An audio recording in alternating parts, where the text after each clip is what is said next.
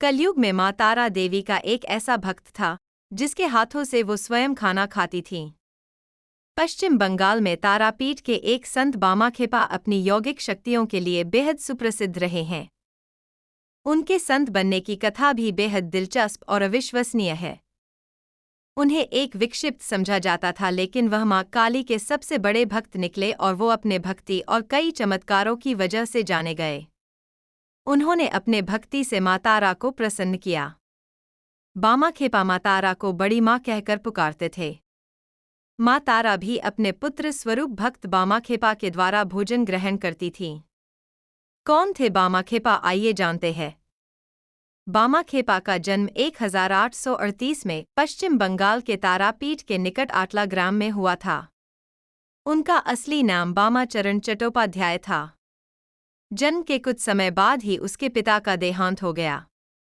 माता भी गरीब थीं, इसलिए बालक के पालन पोषण की समस्या आई तो उन्हें मामा के पास भेज दिया गया।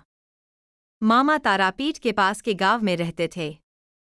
जैसा कि आमतौर पर अनाथ बच्चों के साथ होता है, दोनों बच्चों के साथ बहुत अच्छा व्यवहार नहीं हुआ। धीरे धीरे वामाचरण की रुचि बाबाओं की तरफ होने लगी। गांव के मशान में आने वाले बाबाओं की संगत में रहते रहते बामाचरण में भी देवी के प्रति रुझान बढ़ने लगा। बामाखेपा ने अपनी माँ तारा की भक्ति में अपना जीवन समर्पित कर दिया और उन्हें बड़ी माँ कहकर पुकारते थे और अपनी माँ को छोटी माँ कहते थे।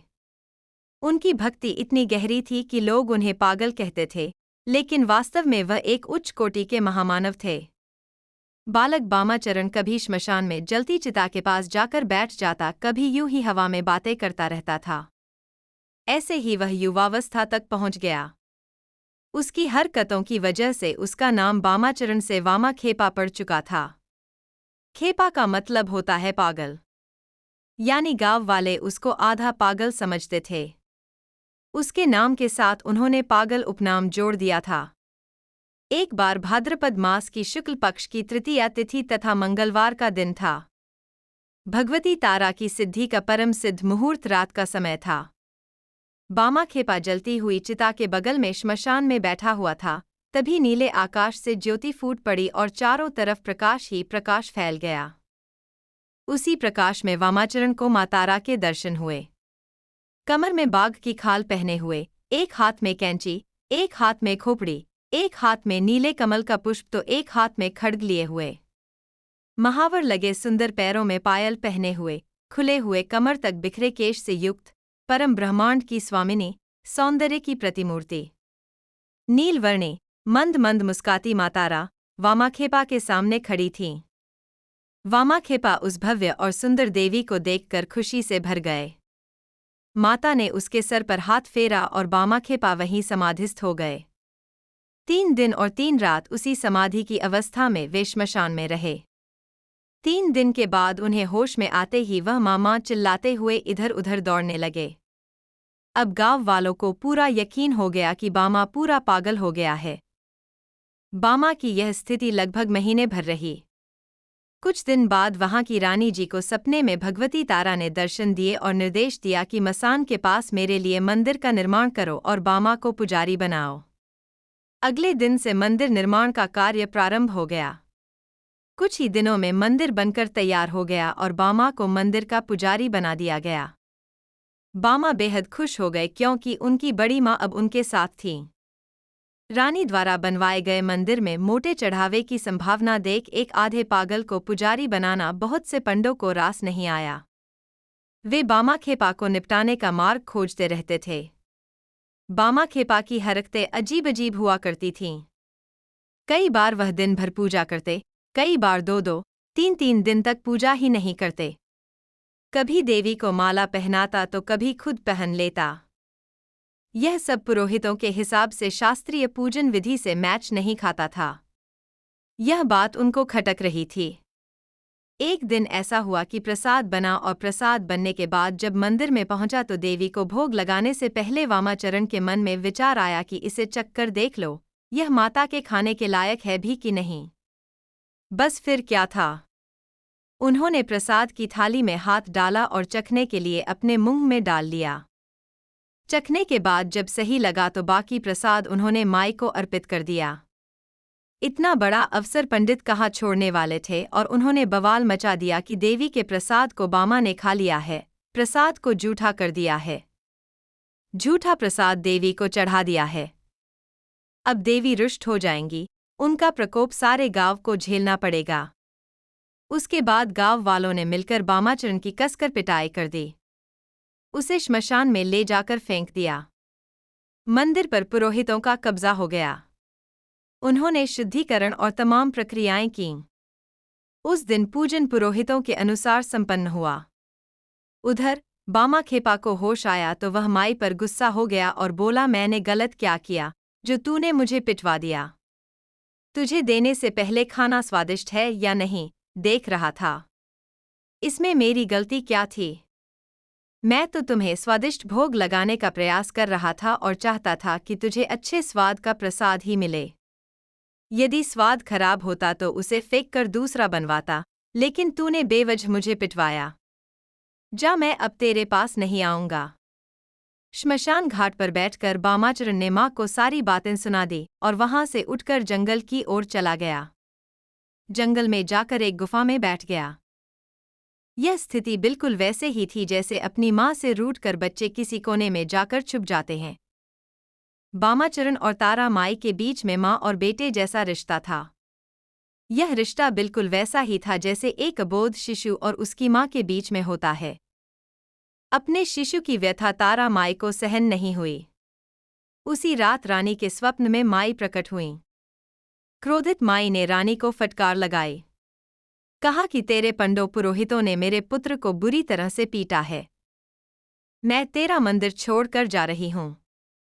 अब तुझे और तेरे राज्य को मेरा प्रकोप सहना पड़ेगा। अगर उससे बचना चाहते हो तो कल ही मेरे पुत्र को वापस लाकर मंदिर में पूजा का भार सौंप दो, वरना प्रतिफल भुगतने के लिए तैयार रहो। एक तो तारा माई का रूप ऐसे ही भयानक है। क्रोधित अवस्था में तो सीधी सरल माता भी काली से कम नहीं दिखाई देती। रानी हड़बड़ाकर पलंग से उठ बैठीं। रानी के लिए रात बिताना भी मुश्किल हो गया। उसने सारी रात जागकर बिताई। अगले दिन अपने सेवकों को दौड़ाया और मामले का पता लगाने के लिए कहा। जैसे ही पूरी जानकारी प्राप्त हुई, रानी अपने लाव लश्कर के साथ मंदिर पहुंच गईं। सारे पंडों को कसकर फटकार लगाई और मंदिर में प्रवेश से प्रतिबंधित कर दिया। अपने सेवकों को आदेश दिया कि जैसे भी हो बामाखेपा को लेकर लाओ। अब सारे सेवक चारों तरफ बामाखेपा की खोज में लग गए। एक सेवक को गुफा में बैठा हुआ बामाखेपा मिल गया। बड़ी मान मनोवल के बाद भी वह नहीं माने। सेवक ने जाकर रानी को बात बताई। अंततः रानी खुद गुफा तक पहुंची। बामा ने उन पर भी अपना गुस्सा उतारा। बोला, आपके कहने पर ही मैं पूजा कर रहा था और मुझे देखो इन लोगों ने कितना मारा। उनकी बाल सुलभ सहजता को देखकर रानी का नारी हृदय भी ममत्व से भर गया। उनकी समझ में आ गया कि तारा माई का मातृत्व इस बामाखेपा के प्रति क्यों है। उन्होंने फरमान जारी कर दिया कि इस मंदिर का पुजारी बामाखेपा ही है। उसकी जैसी मर्जी हो, जैसी विधि वह करना चाहे उस प्रकार से पूजा करने के लिए वह स्वतंत्र हैं। जो भी उसके मार्ग में आएगा तो दंड का भागी होगा। यह मंदिर बामाखेपा का है और तारा माई भी बामाखेपा की हैं। वह जिस विधान को सही समझे उस विधान से पूजा करेगा और वही विधान यहाँ पर सही माना जाएगा। बामाखेपा को तो जैसे मन मांगी मुराद मिल गई। माँ और बेटे का मिलन हो चुका था। मंदिर व्यवस्था फिर से बामाखेपा के हिसाब से चलने लगी। ऐसा माना जाता है कि तारा माई खुद बामाखेपा के हाथ से प्रसाद ग्रहण करती थीं। ऐसे अद्भुत ढंग से बामाखेपा तारा माई के पूजन करते जिसका कोई नियम नहीं था। कभी सुबह 4 बजे पूजा करने लगते तो कभी दोपहर 12 बजे तक पूजा प्रारंभ नहीं होती। कभी रात भर पूजा करते थे तो कभी पूरे दिन भर मंदिर की ओर बामाखेपा के दर्शन ही नहीं होते थे। उनकी पूजन विधि लोगों को पसंद नहीं थी, लेकिन उनके पास कोई उपाय नहीं था क्योंकि रानी का फरमान था। बामाखेपा अपनी मस्ती में जीते थे और लोग उन्हें नीचा दिखाने का रास्ता खोजते। एक दिन बामाखेपा की मां का निधन हो गया। नदी में बाढ़ थी। नदी के उस पार गाँव था। बामा जिद पर अड़ गए कि अपनी माँ का दाह संस्कार बड़ी माँ के पास वाले श्मशान में किया जाएगा। गाँव वाले जानते थे कि बाढ़ से विकराल नदी को पार करने में जान का खतरा है, लेकिन बामा को समझाना किसी के बस की बात नहीं। बाबा ने नाव वाले से माँ के पार्थिव शरीर को नदी के पार पहुंचाने की बात की। नाव वाले ने साफ इनकार कर दिया। बामा ने नाव देने के लिए कहा तो नाव वाला हाथ जोड़कर बोला, बाबा यही मेरे जीवन का सहारा है, अगर बाढ़ में यह बह गई तो मैं घर कैसे चलाऊंगा। बामा के चेहरे में रहस्यमयी मुस्कान बिखर गई।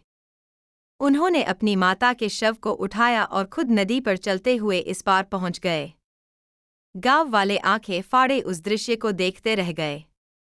बामा की इच्छा के अनुसार ही उन्होंने माई के मंदिर के पास वाले श्मशान में अपनी मां का दाह संस्कार संपन्न किया।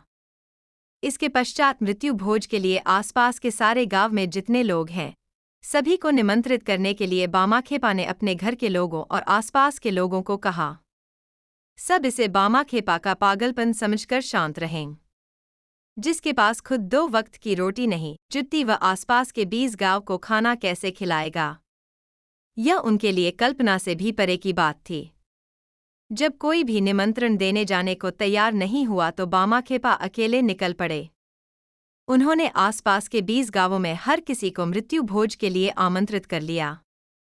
सारे गांव वाले यह देखने के लिए तारापीठ पहुंचने लगे कि देखा जाए यह पगला किस प्रकार से इतने सारे लोगों को मृत्यु भोज कराता है। गांव वालों की आंखें उस समय फटी की फटी रह गई जब सुबह से बैलगाड़ियों में भर भर कर अनाज सब्जी आदि तारापीठ की तरफ आने लगी। बैलगाड़ियों का पूरा एक काफिला मंदिर के पास पहुंच गया। अनाज और सब्जियों का ढेर लग गया। जो लोग आए थे उन्होंने खाना बनाना भी प्रारंभ कर दिया। दोपहर होते होते स्वादिष्ट भोजन की गंध से पूरा इलाका महक रहा था। प्रकृति भी अपना परीक्षण कब छोड़ती है। आसमान में बादल छाने लगे। प्रकृति ने भी उग्र रूप धारण कर लिया। बिजली कड़कने लगी, हवाएं चलने लगी और जोरदार बारिश के आसार नजर आने लगे। बामा खेपा अपनी जगह से उठे और जिस जगह पर श्राद्ध भोज होना था उस पूरे जगह को बांस के डंडे से एक घेरा बनाकर घेर दिया। घनघोर बारिश होने लगी, लेकिन घेरे के अंदर एक बूंद पानी भी नहीं गिरी। गांव वाले देखे कि वे जहां बैठकर भोजन कर रहे हैं वह पूरा हिस्सा सूखा हुआ था और उस घेरे के बाहर पानी की मोटी मोटी बूंदें बरस रही थीं। जमीन से जल धाराएं बह रही हैं। वह पूरा इलाका जिसमें भोज का आयोजन था पूरी तरह से सूखा हुआ था। 20 गांव से आए हुए सभी लोगों ने जमकर भोजन किया। हर कोई तृप्त हो गया। इसके बाद बारी थी वापस अपने अपने गांव जाने की। घनघोर बारिश को देखते हुए वापस जाने में परेशानी होंगी यह सोचकर सभी गांव वाले चिंतित थे। बामा खेपा ने माई के सामने अपना अनुरोध पेश किया और कुछ ही क्षणों में आसमान पूरी तरह से साफ हो गया और धूप खिल गई। सारे लोग बड़ी सहजता से अपने अपने गांव तक पहुंच गए। इस घटना के बाद से बामा खेपा की अलौकिकता के बारे में लोगों को पता लगा।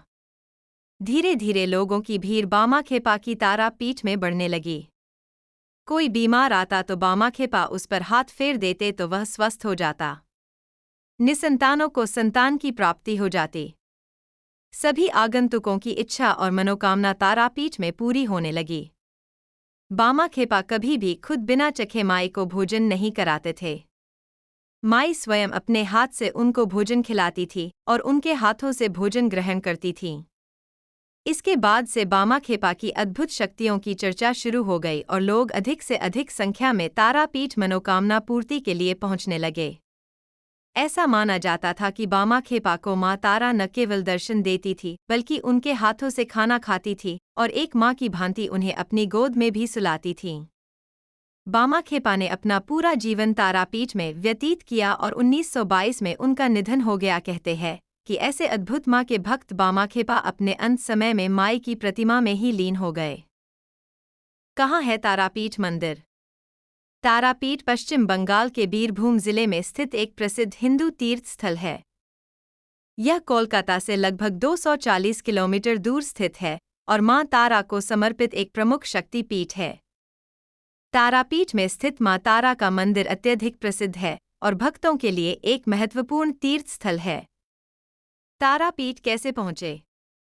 वायुमार्ग। निकटतम हवाई अड्डा कोलकाता में स्थित है, जो तारापीठ से लगभग 240 किलोमीटर दूर है। रेल मार्ग। निकटतम रेलवे स्टेशन रामपुर हाट है, जो तारापीठ से लगभग 8 किलोमीटर दूर है। सड़क मार्ग। तारापीठ सड़क मार्ग से अच्छी तरह जुड़ा हुआ है और कोलकाता, रामपुर हाट और अन्य आसपास के शहरों से बस और टैक्सी सेवाएं उपलब्ध हैं। तारापीठ एक महत्वपूर्ण तीर्थ स्थल है और यहां आने वाले भक्तों के लिए एक अद्वितीय अनुभव प्रदान करता है।